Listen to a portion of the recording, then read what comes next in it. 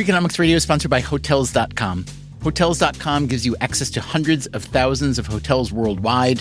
And when you join for free, you can save up to 20% instantly with member prices. Plus, every stay earns rewards. So when you book one trip, you're already lowering the cost of the next one. Hotels.com is simple, rewarding, and designed to help you get more out of every stay. Sign up for free and book today. Hotels.com. It's all in the name. Freakonomics Radio is sponsored by Amica. You know what they say, if you want to go fast, go alone. If you want to go far, go together. So go with Amica and get coverage from a mutual insurer that's built for their customers, one that looks after what's important to you together. Auto, home, life, and more, coverage that fits your unique needs. Amica helps you protect what matters most. Visit amica.com and get a quote today.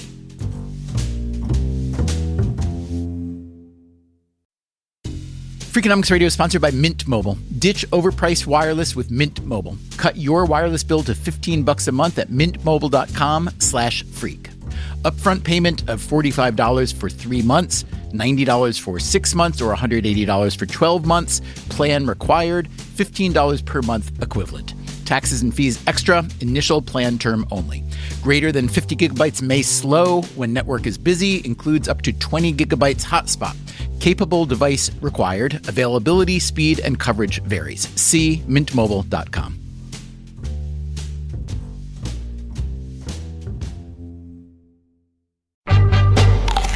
Yes, I'm a member of the Dull Men's Club. Let me make sure I'm understanding you correctly. It's called the Dull Men's Club, yes? Dull as in boring. Yeah, dull is the new black. It's sexy being dull. Women like dull men. They know we're not going to run off with Lady Gaga or something. Yeah, understood. We're very reliable. Exactly. That is Kevin Beresford. In addition to the Dull Men's Club, he belongs to another group that might sound dull.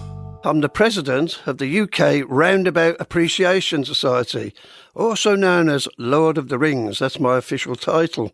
A roundabout, if you don't know, is a small circular traffic intersection, typically with one lane. There is no traffic light or stop sign, more likely a yield sign at each entry and exit. The traffic, therefore, flows continuously, if slowly, around a center island. A roundabout is not the same as a rotary, which is also known as a traffic circle. Rotaries tend to be substantially larger than roundabouts, with higher speeds. Roundabouts are much more common in the UK than in the US, and you could think of them as a kinder, gentler version of the rotary. So that's nice. But still, a roundabout appreciation society? All this came about in the year 2003. I ran a small printers in the town of Redditch in Worcestershire, England. Redditch is in the West Midlands, near Birmingham. We didn't have a lot going for us in that town. We had 3 prisons, but no cinema. We did have a 24-hour Tesco, but that was about our limit. What we did have was a copious amount of roundabouts. So just for a giggle, I'll be honest here, just for a giggle, we ran off a roundabout calendar to give to our customers. And I couldn't believe the feedback I got. It sold all around the world. That first calendar was called The Roundabouts of Redditch. It inspired further editions. The best of British roundabouts, roundabouts of the world. So it was only natural that a roundabout appreciation society would follow. Yeah, in the old days, we used to meet on a bi-monthly basis in a pub called the Black Tap. We would swap data and roundabouts that we've come about, mainly from when you've been on holidays. And I hope you'll get back to all that once the pandemic recedes. But when you get together in the pub to discuss all things roundabout, no offense, Kevin, but what's there to discuss? Well, it's the aesthetic quality of the roundabout. I mean, I've seen fountains, statues, planes, boats, trains, pubs, churches. There's even up in Yorkshire a working windmill that actually produces flour. Can you believe that? On a roundabout. And that's the beauty of a roundabout. Anything can go on a roundabout. Now, have you named your best roundabout of the year for 2020? The English one is the Flanders roundabout in Ashford in Kent. It represents the First World War. You've got 7 British Tommy soldiers, or with their heads bowed, with a vintage World War tank. And even the trees that have been planted there are from Flanders. It's very poignant. But our international roundabout, now that's quite a quirky one. The international roundabout of the year is a gay gyratory. Can you believe it? It's the first of its kind. It's in Australia, in Canberra.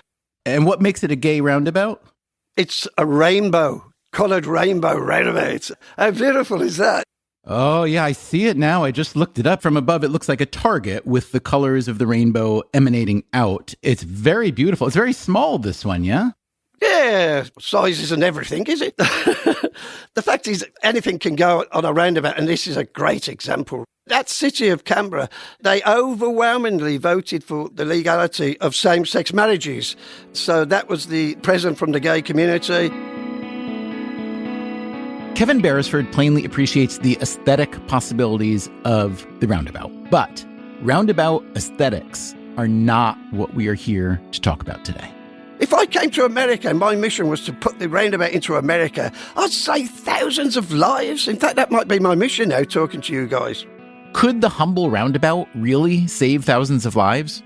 It is true that more than 35,000 Americans are killed each year in traffic crashes, and about a quarter of those deaths happen at intersections. All those crashes that kill 35,000 people also cause millions of injuries and nearly $250 billion in property damage, medical and legal costs, lost productivity, and more. What would all those numbers look like if some of our standard intersections with traffic lights were swapped out for roundabouts? Today on Freakonomics Radio, we consider this and many other roundabout questions, including the economics of the traffic intersection, a couple $1 million per intersection, the environmental implications. The emissions is less, significantly less. We consider a surprising technical complication. You'd be stuck there at the entrance to a roundabout forever. And we wonder, why doesn't America have more roundabouts?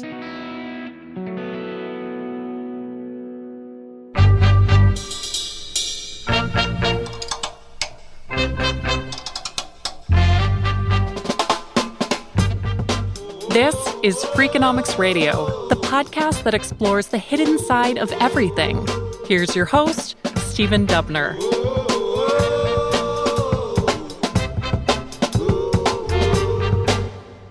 Tell us a little bit about Carmel, Indiana. I know it is, I'm not sure if suburb is the right word, but it sits right next to Indianapolis. We like to use the term edge city because it is a growing city on the edge of Indianapolis.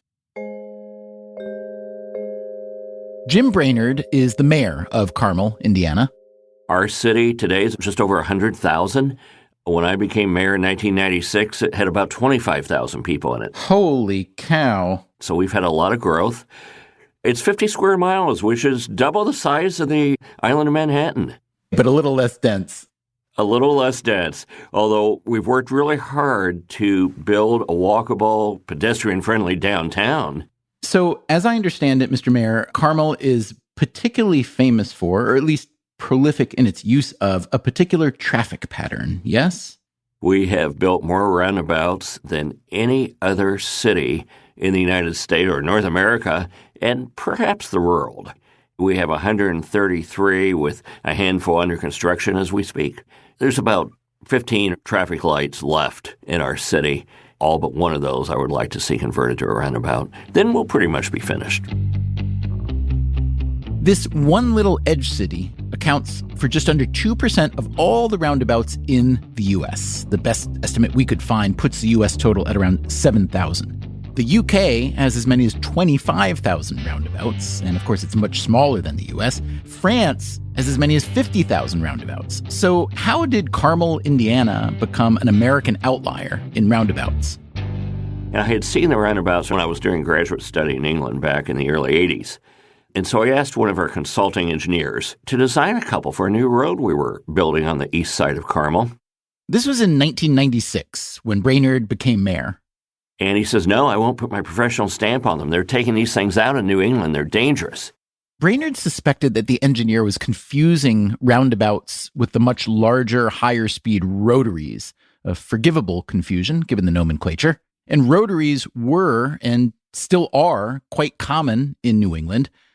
But at the time, Jim Brainerd didn't feel roundabout conversant enough to challenge the engineer. And so the next weekend, I drove up to Purdue University to their engineering library and found a bunch of articles about the differences between roundabouts and rotaries. And I took these articles back and handed them to the engineer. I said, please read these. Brainerd is as pro-roundabout as a person can be, as evidenced by the 133 and counting roundabouts in his relatively small city. I would put him somewhere between roundabout booster and roundabout evangelist. So I was curious to know if his boosterism is based on personal preferences or something more empirical than that. In other words, what problems exactly does the roundabout solve? Let's start with the most important problem: injury and death from vehicle crashes. In 2019, the most recent year for which we have complete data, crashes in the U.S. produced around 36,000 deaths and 2.75 million injuries. As we noted earlier, about a quarter of all crash fatalities happen at intersections. So, how do roundabout and non-roundabout intersections differ on fatalities? Looking at U.S. crash data from 2017 to 2019, you see that 0.1% of crashes at roundabouts result in a death. That could be the death of a driver, passenger, pedestrian, cyclist, anyone. 0.1%. That is one death per 1,000 crashes at roundabouts. Okay? And how about your standard four-way intersection with traffic lights or stop signs? The death rate there is 0.4%, or 4 deaths per 1,000 crashes. Even worse is what's called a Y intersection. Picture a capital Y with a three-way convergence. For every 1,000 crashes at a Y intersection, there are 9 deaths. Now, there could be confounding factors here. It could be that roundabouts tend to be put in areas where there's less dangerous driving already, or areas where fewer people drive at night. But just looking at the data on fatal crashes, it would appear that roundabouts are much safer than other intersections. Why? Jim Brainerd again. Roundabouts are smaller, and because they're smaller, everybody has to drive through them slowly. It's about speed. Even compared to a rotary, roundabouts are slower. A large rotary allows cars to travel at around 40 miles an hour with a lot of acceleration, braking, and ample opportunity for collision. The roundabout, meanwhile, forces vehicles to slow down to around 15 or 20 miles an hour. At traffic light intersections, meanwhile, everybody is sped up even when that stoplight is green to get through before it changes. And sometimes we drive through a pink light, too. A pink light, if you don't know, is what you call a traffic light that's just about to turn red. And the human error rate doesn't really change. So the question is, what type of accident are we going to have? Well, if you sped up to go through a yellow light or a pink light or even a green light and somebody makes a mistake, it can be a very bad accident. At slower speeds, it's not nearly as dangerous. And it's safer for pedestrians, it's safer for the handicapped, it's safer for blind people. But raw speed isn't the only factor. Roundabouts allow the intersection to manage itself in a manner of speaking. That's Doug Hecox. He is a spokesman for the Federal Highway Administration, or FHWA. Drivers have to negotiate that circle a little bit more slowly, and it invites a little bit more of a conscientious driver by having to slow down and look around and accommodate oncoming traffic. And it's just for a short period of time, usually just a few seconds, but that can be all the difference that it takes to save lives. Hecox and the FHWA may not be as unabashedly pro-roundabout as Carmel Mayor Jim Brainerd, but they are pro-roundabout. There are significant impacts, pardon the pun, associated with having roundabouts. The FHWA helps U.S. states and territories manage 4.2 million miles of public road. They are a proven safety countermeasure because the track record speaks for itself. The numbers tell the story. So the U.S. average fatalities per 100,000 per year is 14. Jim Brainerd again. That figure he's citing, traffic deaths per year per 100,000 people, is actually a bit high. It's now more like 12 deaths per 100,000 people. Still, how does that compare to Carmel? Carmel is at 2 per 100,000. And you're going to attribute most of that benefit to roundabouts then, yes? This is attributable to roundabouts because almost all fatalities happen in intersections because of the conflicting traffic flows. We had no fatalities last year in our intersections. The fatalities were in other places, a motorcycle that collided with a tree, an elderly gentleman that walked out right in front of a vehicle. We're not sure why he did that. We've done this chart of people in other cities around Indiana. One community, it's about 50,000 in southern Indiana, has 30 deaths per year per 100,000. Another one is in the 20s. Indianapolis is just below 12, and so you can then extrapolate their population of close to 1 million people and see if they had all roundabouts, how many people would still be alive that aren't. It's very sobering sort of analysis when you do that. There could, of course, be other non-roundabout reasons why Carmel is so much safer. Maybe there's less drinking and driving there. Maybe they have the best driver's ed program ever invented. We should note that roundabouts may confuse some drivers. And it tends to be how familiar the drivers are with that intersection. Roundabouts do tend to produce more non-fatal crashes that lead to property damage, usually to the vehicles themselves. Driving on a curve rather than a straight line, especially if you're unfamiliar with that particular intersection, that can lead to more fender benders or encounters with the center island in the roundabout. Still, if your primary concern is the safety of human beings, the roundabout data are pretty persuasive. So, you might expect that other places with a lot of roundabouts would also be safer. The UK, for instance. Again, there may be a lot of differences in driving between the UK and the US, but the fact is that the UK is swimming with roundabouts, and their overall rate of traffic fatalities is well less than half the US rate. The UK traffic data also show that crashes at roundabouts are far less likely to be fatal than non-roundabout crashes, essentially mirroring the US data. Now, let's not pretend that roundabouts are a magic bullet or the only bullet. Red light cameras, for instance, as much as some people dislike them, they have also been shown to make intersections safer by cutting down on the number of drivers rushing to make the light. Red light cameras do increase the incidence of rear-end crashes as some drivers slam on their brakes to avoid a ticket. But these rear-end crashes are less dangerous than the right-angle crashes that happen when one vehicle blasts through an intersection that another vehicle is trying to cross at a perpendicular angle. So overall, the evidence in favor of the safety of roundabouts is robust. But wait. There's more. Sure. Doug Hecox again from the Federal Highway Administration. Many in the environmental community like the fact that because traffic isn't stopped like it is at a traditional signalized intersection, you don't have vehicles idling, and therefore the emissions from those idling vehicles is less, significantly less, and so the air quality is improved. Our city engineer has calculated how many tons of carbon we save every year. And Jim Brainerd, again, mayor of Carmel, Indiana. We think that we save on average around $2-3 million a year of fuel for the general public by replacing stoplights. Studies by transportation scholars have found that converting a standard intersection to a roundabout does significantly cut fuel consumption and carbon emissions. Transportation scholars point to yet another advantage of roundabouts, smoother traffic.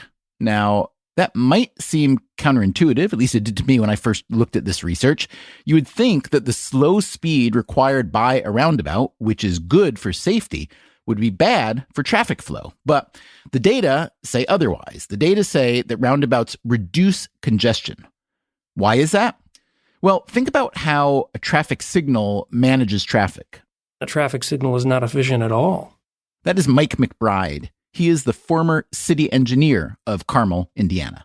That role can vary from city to city, but in the city of Carmel, the city engineer manages all transportation network issues. including, in this case, the construction of roundabouts. During his tenure, McBride oversaw the building of roughly 90 roundabouts. As of the mid-1990s, there were very few, if any, roundabouts in Indiana. But in 1996, Mayor Jim Brainerd became the mayor of Carmel. At the time, McBride worked for an engineering firm, not the city itself.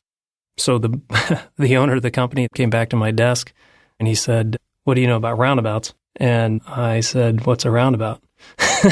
So that was my introduction to roundabouts. He said, "Well, learn everything you can because you're our new expert." McBride did become an expert and a convert, especially when you compare a roundabout to an intersection with traffic signals. Signalized intersections are definitely more familiar to people, so they've got a much wider public acceptance than roundabouts.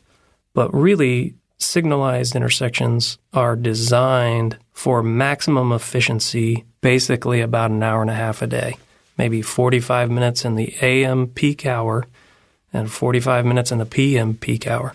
That's about 20% of the daily traffic. We've all been sitting at an intersection at a red light when there are no opposing traffic cars. We're just sitting there, right, burning fuel, wasting our time. Well, a roundabout, it does very well in those peak hours, and we know it's safer. And at maximum efficiency is the other, 22 and a half hours a day, whatever that might be. So you think about it from a sustainability and a reduction of fuel consumption standpoint, roundabouts really have the upper hand. Okay, if you're like me, you're starting to think that roundabouts sound too good to be true. They're safer than other intersections. They lead to less fuel consumption and less pollution. They're even better for traffic flow. So there must be a catch, right? Coming up after the break, what about the economics of the roundabout versus the traffic light? It likely costs more than your house. And if roundabouts are so great, why don't we have more of them? I am not a psychologist, so I won't pretend to give you a psychological analysis of the American driving public. Also, don't forget to check out the other shows in the Freakonomics Radio network. No Stupid Questions and People I Mostly Admire. They and the entire catalog of Freakonomics Radio are all available wherever podcasts are given away. I'll talk to you in a minute.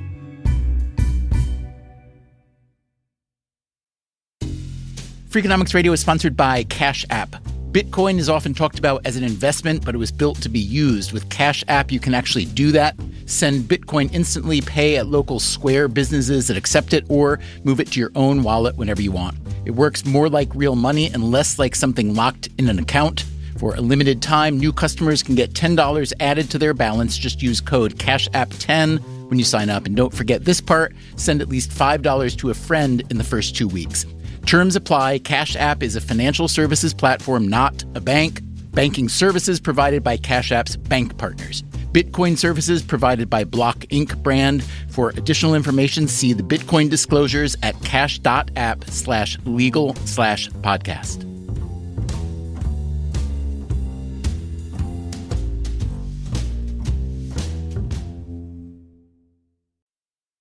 Freakonomics Radio is sponsored by Figure. Did you know that 40% of homeowners own their home outright?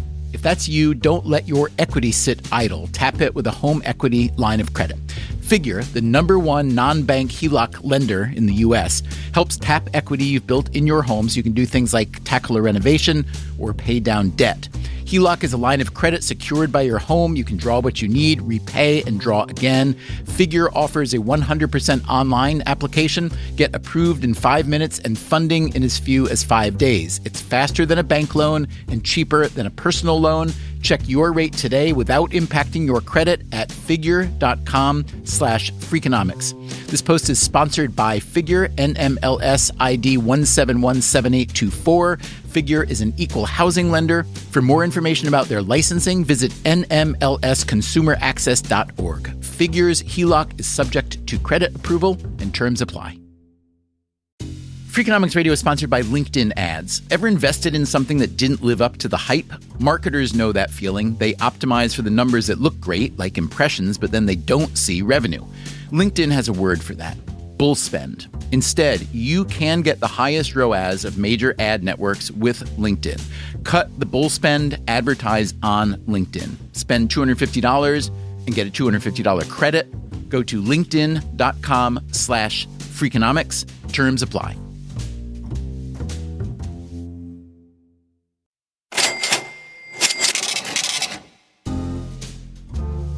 Let's say you have been listening to this episode and you are a mayor or sit on a city council or run a transportation department. And you say to yourself, I think it's time to get rid of some traffic lights and get me some roundabouts. They save lives and fuel. They cut down on pollution and congestion. Why on earth would I not want them? Well, one thing we have not talked about yet is the cost of a roundabout versus a signalized intersection, especially if you want to convert an existing intersection. There are a lot of factors to consider here, including real estate. A roundabout can take up more space than a standard intersection.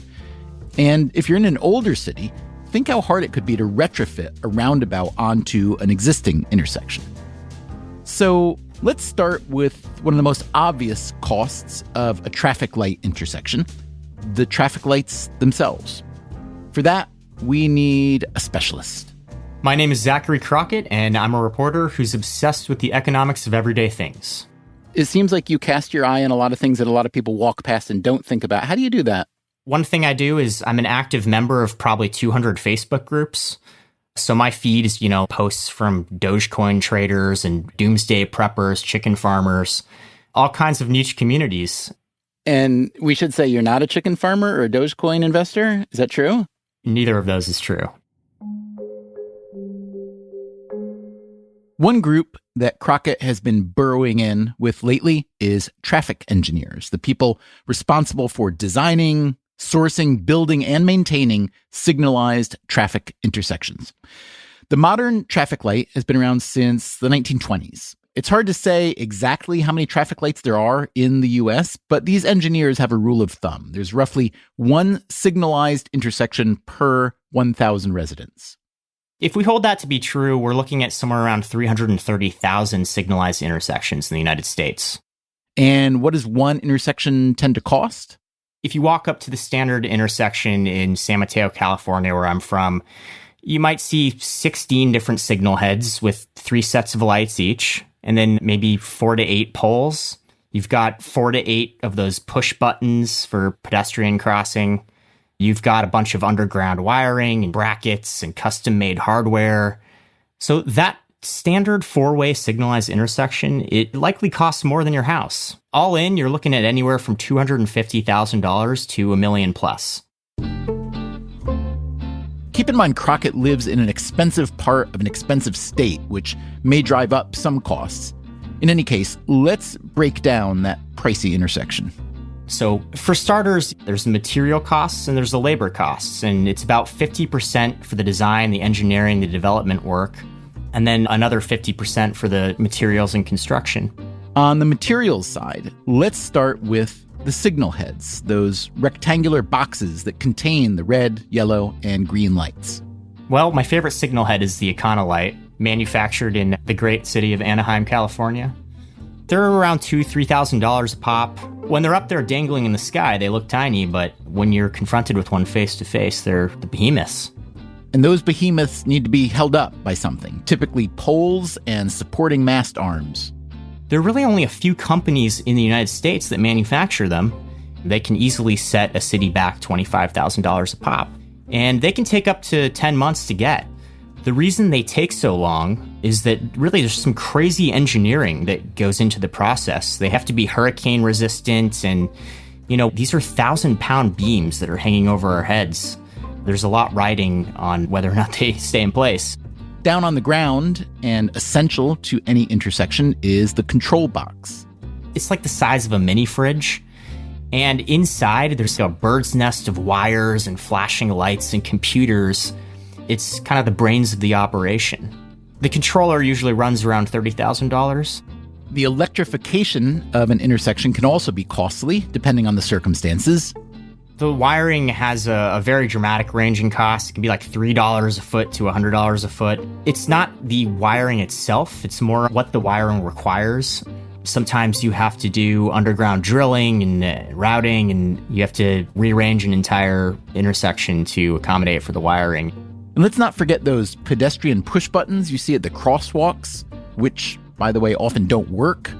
Altogether, those might run around $20,000 per signalized intersection. And all this equipment will require maintenance and repair. Traffic signal technicians, they've truly seen it all. The Florida hurricanes, drunk drivers plowing into massive steel beams that require months of reconstruction. Rats, for some reason, are attracted to the sweetness of the wiring. Signal heads need to be constantly repainted and hardware needs to be reaffixed. How much has the technology changed over the past, let's say, 50 years for traffic lights generally? One of the major innovations in recent years, which is actually pretty simple, is the transition from incandescent to LED bulbs. So a lot of cities have made that big switch, and it's dramatically reduced their electricity bills. I know LED bulbs cost a lot more upfront, although they also last longer. Are there other downsides to the LED bulb? So one thing we've seen happen is that in Midwestern states like Illinois or Minnesota, the LED bulbs save on energy, but they actually didn't produce enough heat to melt snow in the winter. So that obscures vision for drivers. And at one point, it caused a rash of traffic accidents. So those cheaper LED bulbs had to be affixed with these special heat lamp attachments that negated any savings that they would have had. Crockett has also looked into what it costs drivers to sit at traffic lights, waiting for them to turn green. The Federal Highway Administration, they estimate that traffic signals account for about 295 million vehicle hours of traffic delays per year. If you work it out based on medium household income figures, it's about $2 billion in lost time. So those are some of the costs of building and maintaining a standard traffic light intersection. How does the roundabout compare? For that, we go back to Jim Brainerd, the mayor of Carmel, Indiana, the roundabout capital of the United States. Well, there's a couple different analyses we need to look at. First of all, if you're converting a four-way stop to a roundabout, the roundabout's always going to be less expensive. That is, if you've got an intersection with 4 stop signs, it will be cheaper to build a roundabout than it would be to add traffic lights, at least in Indiana. That's because of all the traffic light costs that Zachary Crockett told us about. Plus, so you got operating costs in addition to that. You have to send engineers out to reset the timing, which somehow gets off on a regular basis. And then every 25, 30 years, you have to replace that apparatus. And then you have a cost, in a thunderstorm. The electricity goes out. You have to send a police officer out to direct traffic at a traffic light. The roundabout keeps working. But what if an intersection already has traffic lights and you want to convert it to a roundabout? Brainerd says this easily pays off in the long run, but in the short run, there's a substantial cost, a couple $1 million per intersection probably on average. Because you're taking out that light, you're probably buying some additional land in the corners. You have to move underground utilities out from under the light. And what's that do to real estate and accessibility to that real estate, whether it's shopping or doctor's offices or so on? If I've got a 4-way traffic light intersection, presumably you've got a business on every corner. With the roundabout, do you diminish your commercial access to the point where the cost savings from the roundabout itself, you're maybe losing that savings because you're surrendering commercial opportunity? I don't think so. Sometimes businesses say, I like the cars stopped at a stoplight looking at my business. Well, that's not what we're about. We're trying to get traffic in and out safely and efficiently. We're not meant to market your business with a stoplight. Here's where it helps the businesses. If you can't get in and out of an area because it's congested, people are going to avoid that area. We can move 50% more cars per hour through a roundabout than you can a stoplight. So here's my big question. You make a very compelling argument for roundabouts, and you've built more roundabouts than sounds like just about anybody has. If they're so great, why is every city in America not copying you?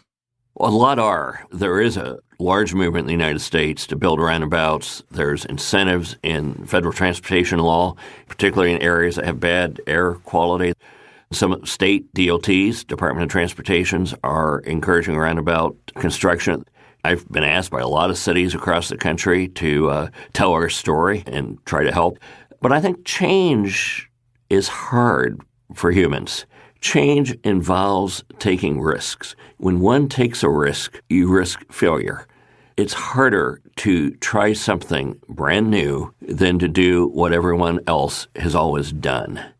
And, politicians, elected officials are making these decisions. I think that's been part of our hesitation. We have this vibrant representative democracy, but sometimes we're afraid to take risks because we want to get reelected. If you look all around the U.S., you do see a good bit of roundabout hesitation. In Flushing, Michigan, a roundabout project that had been under consideration for years was killed off because of fierce public opposition. In La Jolla, California, an existing roundabout was critiqued by one resident who wanted to add stop signs and speed bumps to make the roundabout more, quote, civilized. In Woodland, Washington, where the State Department of Transportation prefers roundabout construction, the city council voted to instead upgrade its signalized intersections. Why? As one council member said, everybody loses their minds and nobody knows how to drive in a roundabout. To be fair, people get used to what they're used to. As Jim Brainerd said, change is hard for a lot of us. But let's be honest. One reason the roundabout remains unpopular in the U.S. is probably that it just seems too European. The city of Bath in southwest England is home to the iconic Bath Circus, or Circle, 3 curved rows of townhouses that surround a ringed road with 3 vehicle entry points. It was completed in the 1760s. Some sources consider the first modern roundabout to be one in Görlitz, Germany, which dates to 1899. One person who subscribes to this roundabout is too European theory is Kevin Beresford, president of the UK Roundabout Appreciation Society. It was that lampoon with Chevy Chase. Look, kids. That's somehow stuck in the psychology of the Americans, that you're just going to go round and round forever on a roundabout. You may remember this scene. I guess what we do is just drive around this circle here. It's from the 1985 film National Lampoon's European Vacation. Chevy Chase plays the American dad Clark Griswold driving around a London roundabout with his family. Hey, look, kids. There's Big Ben and there's Parliament. But the fears of La Jolla, California and Woodland, Washington are realized. He can't get off the roundabout. There it is, there it is, there it is. I know. I can't seem to get over to the left, honey. I'll try next time. Sorry. So he goes around and around as it grows dark outside. Yes. We know. Big Ben. Parliament. I am not a psychologist, so I won't pretend to give you a psychological analysis of the American driving public. That, again, is Doug Hecox with the Federal Highway Administration. But the Europeans have been using traffic circles in one form or another for far longer, at a much higher percentage of the population than the United States has. The fact is that Columbus Circle in New York City was built in 1905, but for whatever reasons, the roundabout simply didn't become popular in the U.S. The reality of road projects in general, whether they be roundabouts or big bridges, the response to and commitment to it by the public really does vary everywhere for any number of reasons. Some members of the public balk at cost issues, others balk at the design of it, some balk at the timeline of it, others balk at the potential environmental downside of construction. And so it's hard to pinpoint why there may be resistance to roundabouts other than it's an inconvenience or it's going to force me to slow down. But we think they haven't really understood just how beneficial roundabouts can be. Once the drivers use it and actually figure out how to do it properly, their apprehension tends to go away. Indeed, one survey published in a transportation journal found that most drivers, just before a roundabout was built in their area, were anti-roundabout. Within 6 weeks of operation, About half the drivers approved. And once the roundabout was in place for at least a year, the vast majority of drivers approved. I think one of the other complicating factors is that in the United States, we have the most established set of transportation design guidelines compared to other countries. That, again, is the traffic engineer, Mike McBride.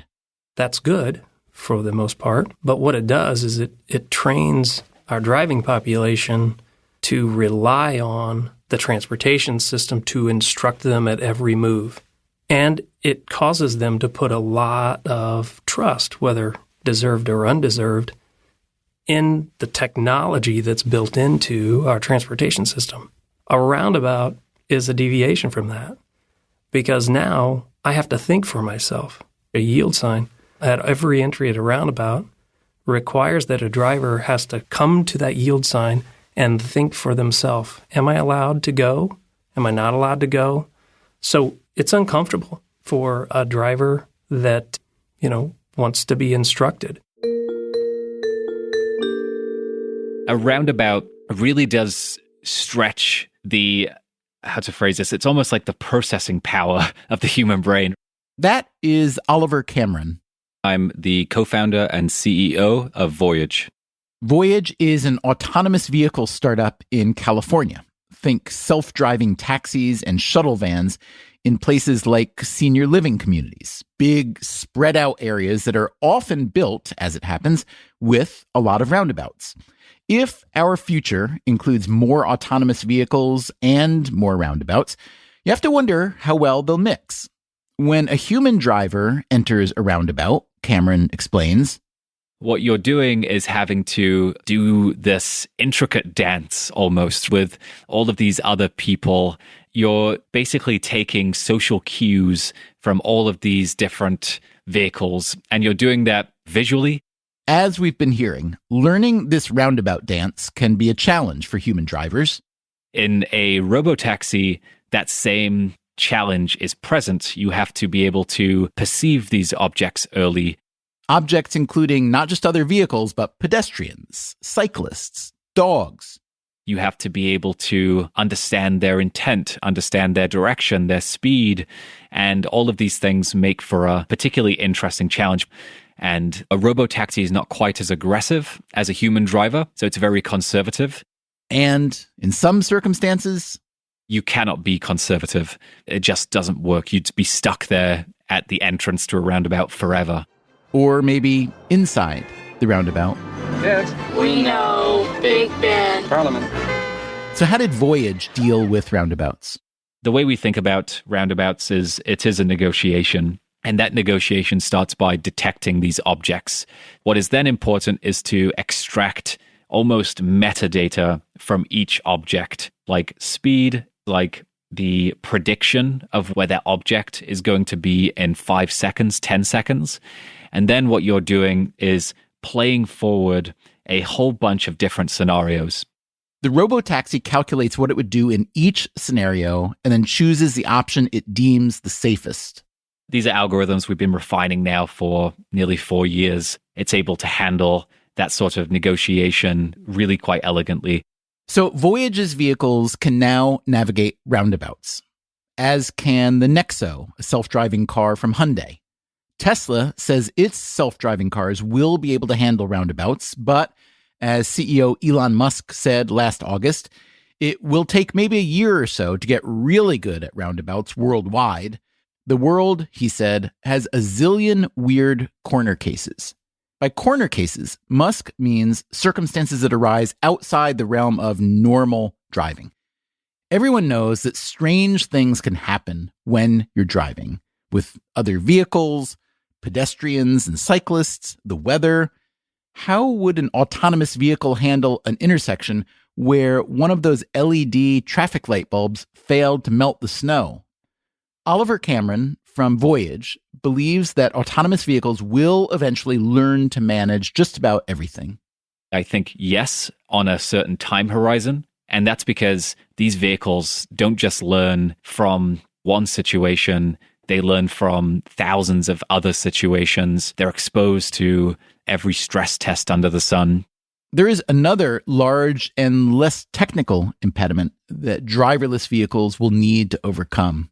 We're deferring control to software, then it will cause anxiety. So it will be a challenge to get public acceptance, but I have confidence that people will see the benefits, both safety and convenience benefits, and that transition won't be as painful as perhaps other transportation changes over time.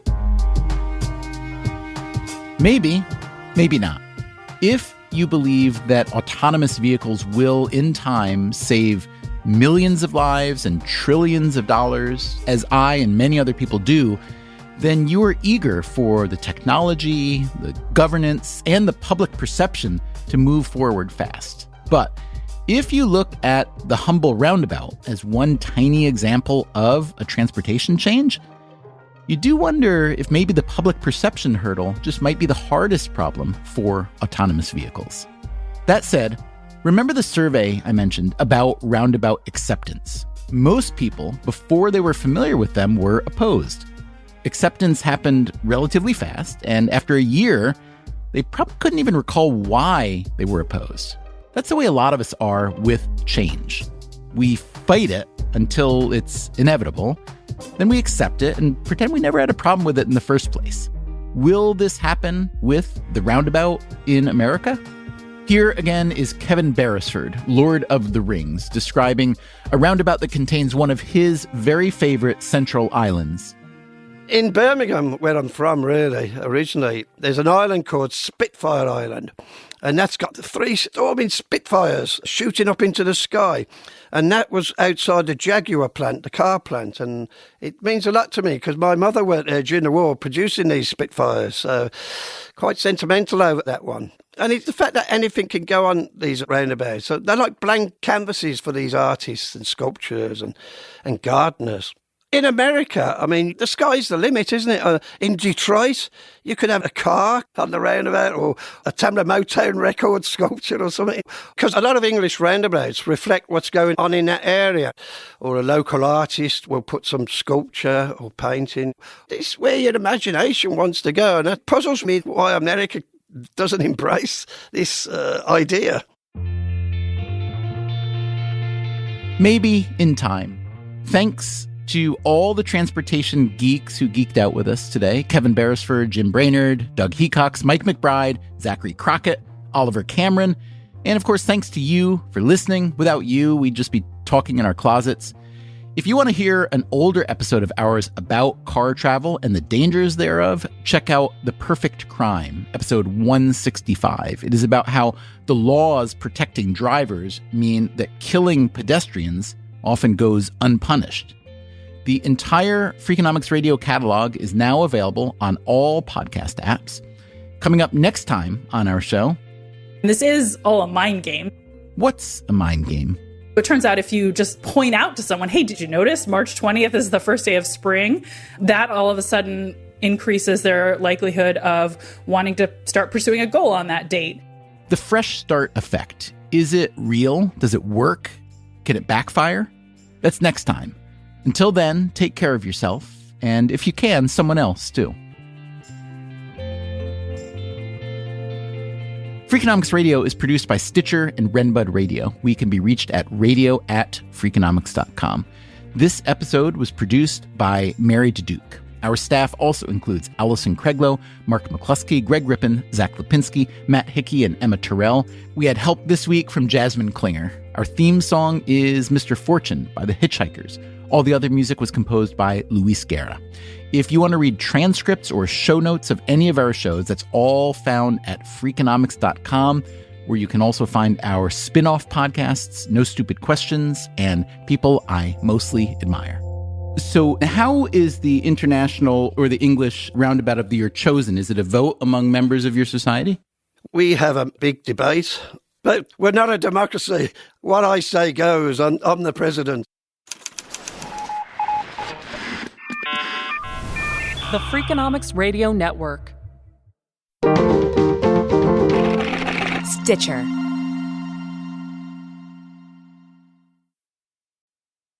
Freakonomics Radio is sponsored by Ozempic. Innovation happens through rethinking what's possible, and when it comes to GLP-1s, Ozempic pill does just that. Learn more about Ozempic semaglutide tablets, 4 and 9 milligrams, by calling 1-833-OZEMPIC or visit Ozempic.com to view the medication guide and ask your doctor what's possible with FDA-approved Ozempic pill.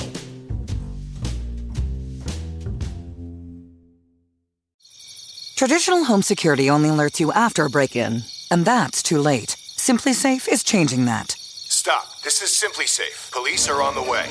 We don't just alert, we stop crime before it starts. Simply Safe. Plans starting around $1 a day. Save 50% on your new system with professional monitoring at simplysafe.com/SXM or with promo code SXM. Outdoor deterrence requires a Simply Safe Active Guard outdoor protection plan starting at $49.99 a month. Visit simplysafe.com/licenses for alarm license information. Tennessee 2012. Hey there, I'm Stephen Dubner, host of Freakonomics Radio. If you love the podcasts in the Freakonomics Radio network, I want to tell you about a way you can get even more from us. To hear our shows without ads and get exclusive access to Freakonomics Radio bonus episodes, please subscribe to SiriusXM Podcasts Plus on Apple Podcasts or sign up at SiriusXM.com/podcasts plus. Start a free trial today.